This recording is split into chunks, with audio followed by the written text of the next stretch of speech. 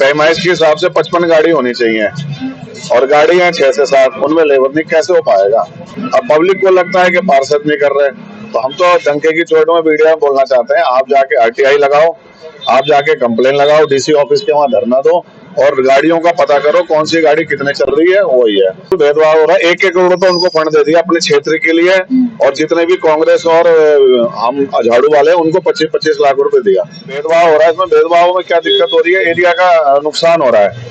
और जब से 1 साल हो गए बीजेपी की सरकार, आप बता दो कोई काम हुआ हो तो। देखो पहले तो बहाना होता था, चलो हम बोलते थे, अब तो एलजी साहब भी गायब हैं। इसके खिलाफ आज कमिश्नर ऑफिस में शाम को 5 बजे जितने भी झाड़ू के पार्षद है, कांग्रेस के पार्षद हैं, वो अधिकारियों के खिलाफ जा रहे हैं। कूड़ा घर है जैसे बतरा में, हमदर्द में, वहां फेंको, लेकिन लोग मानने को राजी नहीं है। ऊपर से क्या है, यहाँ पे इतना ज्यादा एमसीडी में अधिकारी तानाशाही कर रहे हैं कि कोई भी फैक्ट्री है या कूड़े का गोदाम है जिसको हम कार्रवाई करने के लिए बोलते हैं कि फैला रहा है, ये उससे जाके पैसा ले लेते हैं। सटीक खबरों का सीधा असर। आप देख रहे हैं एनसीआर समाचार, सच्ची और पक्की खबरें। नमस्कार, आप देख रहे हैं एनसीआर समाचार और मैं हूं आपके साथ संगीता चौहान। इस वक्त हम लोग मौजूद हैं दक्षिणी दिल्ली के संगम विहार F2 ब्लॉक में, जहां के पार्षद आज एक प्राइवेट ट्रैक्टर निकाल रहे हैं। और ये प्राइवेट ट्रैक्टर इसलिए निकाला गया है ताकि यहाँ जो वार्ड में कूड़ा जमा हो रहा है, इकट्ठा हो रहा है, जो लगातार लोगों की शिकायतें आ रही है, उससे उन्हें निजात दिलाई जा सके और उस कूड़े को इस ट्रक में उठाकर कूड़े घर तक पहुंचाया जा सके। अब ऐसा क्यों किया जा रहा है? क्या एमसीडी की गाड़ियां नहीं आ रही है? पहले तो बहुत बड़ी बड़ी बातें की गई थी, बहुत सारी गाड़ियां निकालने की बात कही गई थी। अब पुरानी गाड़ियों का क्या हुआ? नया टेंडर जो होने वाला था उसका क्या हुआ? गाड़ियां क्षेत्र में हमें दिखती है, लेकिन फिर भी उसके बावजूद यहाँ पर ये प्राइवेट ट्रैक्टर निकालने की क्या आवश्यकता पड़ गई? सीधे पार्षद से जुड़ते हैं, बात करते हैं। पंकज गुप्ता इस वक्त हमारे साथ में। पंकज जी, क्या ऐसी जरूरत पड़ गई? गाड़ियां तो चल रही है क्षेत्र में आपके। गाड़ियां तो चल रही हैं, पर जैसे दिल्ली में सरकार रेखा गुप्ता जी के आए तो आप सबको लोग 4 महीने लगातार कूड़े की गाड़ी बंद हो गई सेंटर जोन में, क्योंकि उनको अपने, मुझे लगता है अपने जानकारों को टेंडर देना था। तो 4 महीने तो गाड़ियां बंद रही, इतना बुरा हाल था हमारी।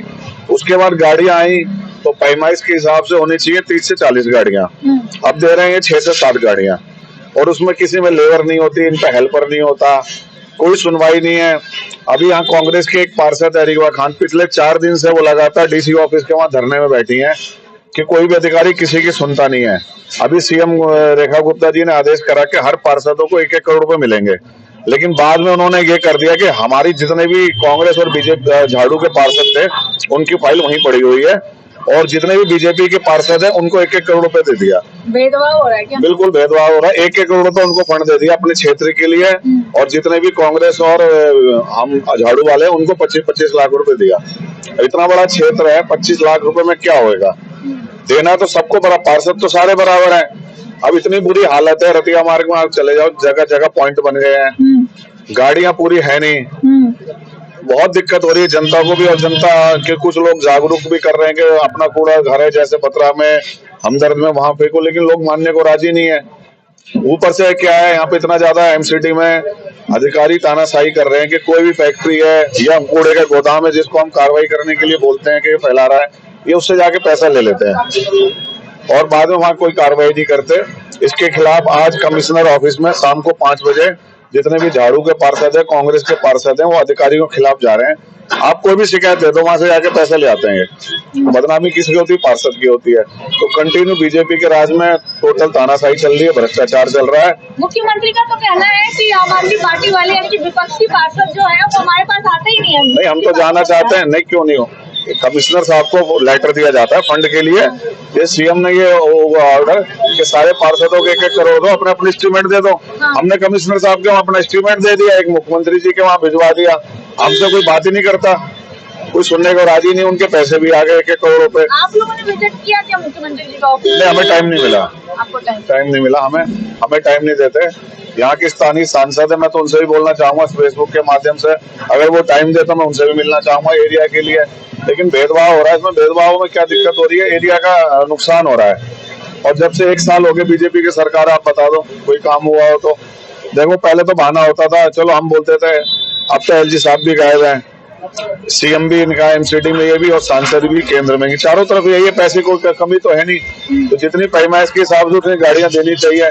तो अब एक ट्रैक्टर हमारा प्राइवेट पहले चल रहा था, एक ट्रैक्टर हमने अब करा है, ये हमारे ड्राइवर हैं, 2 लेबर हमने प्राइवेट रखी है ताकि एरिया के काम वो करें। जितनी कोशिश हो सकती है, एक में तो हल नहीं हो पाएगा, 2 ट्रैक्टर में गाड़ियां चाहिए आपको 35 चल रही हैं, 5 से 6 2 ट्रैक्टर है, जितना कोशिश हो सकती है, क्योंकि जनता ने हमें जिताया तो उनकी उम्मीद है, तो हमारी भी कोशिश है तन मन धन से जितनी हमारी औकात उतनी हम मदद करें।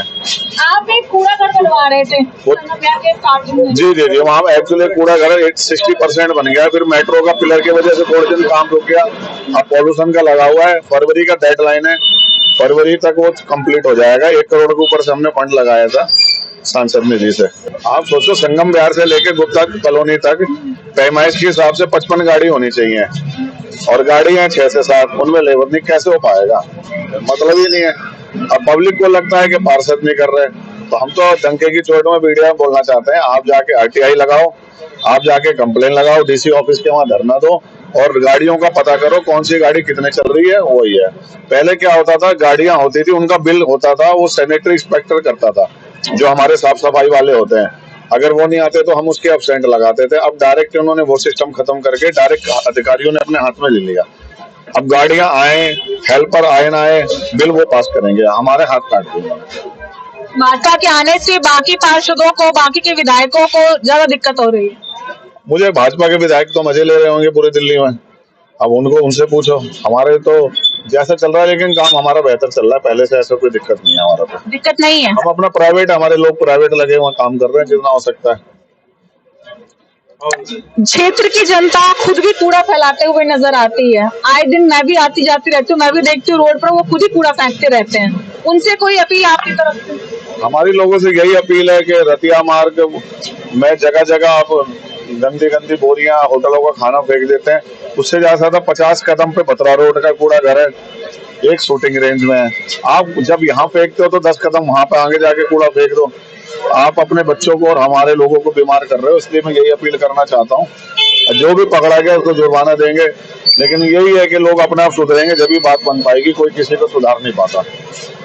देखिए, फंड की वजह से और इस क्षेत्र में जितनी गाड़ियां होनी चाहिए उसकी कमी की वजह से अब जो है पार्षदों को, विपक्षी पार्टी के पार्षदों को अपने पैसों से प्राइवेट ट्रैक्टर लगाने पड़ रहे हैं। इस क्षेत्र में जितनी गाड़ियों की जरूरत है उतनी इन्हें मिल नहीं पा रही है। ये भी वजह है कि 2 ट्रैक्टर इन्होंने अपने पैसों से यहाँ पर लगाए हैं, और इस ट्रैक्टर को अब पूरे वार्ड में घुमाया जाएगा, जहां जहां शिकायतें हैं उन शिकायतों पर वहां भेजा जाएगा, ताकि सभी जगहों से कूड़े को हटाया जा सके। लगातार क्षेत्र की जनता शिकायत कर रही थी कि क्षेत्र में कूड़ा इकट्ठा हो रहा है लेकिन गाड़ियां आ नहीं रही है। गाड़ियों के ना आने की वजह से अब ये प्राइवेट ट्रैक्टर शुरू किए गए हैं।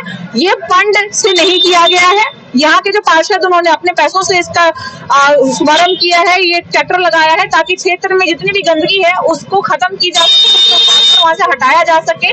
इनका साफ आरोप है कि भाजपा जो आई है वो लगातार भेदभाव करती हुई नजर आ रही है। जो भाजपा के पार्षद हैं उनको फंड अच्छा खासा मिल रहा है, और जो विपक्षी पार्टियों के पार्षद हैं उन्हें फंड उस हिसाब से दिया नहीं जा रहा जितना कि उनके लिए होना चाहिए। ये भी वजह है कि लगातार विपक्षी पार्टी के नेता, चाहे वो पार्षद हो, विधायक हो, सभी भाजपा पर, मुख्यमंत्री पर, सभी पर आरोप लगाते हुए नजर आ रहे हैं। खैर, इसके बाद देखते हैं कि आखिर क्या होता है, क्या क्षेत्र की गंदगी साफ हो जाती है, या फिर ये चीजें देखने के बाद इन्हें सरकारी जो एमसीडी की तरफ से गाड़ियां चलाई जा रही है वो इन्हें अलर्ट की जाती है। आगे की अपडेट के लिए बने रहे हमारे चैनल NCR समाचार पर। मैं आपके साथ नमिता चौहान।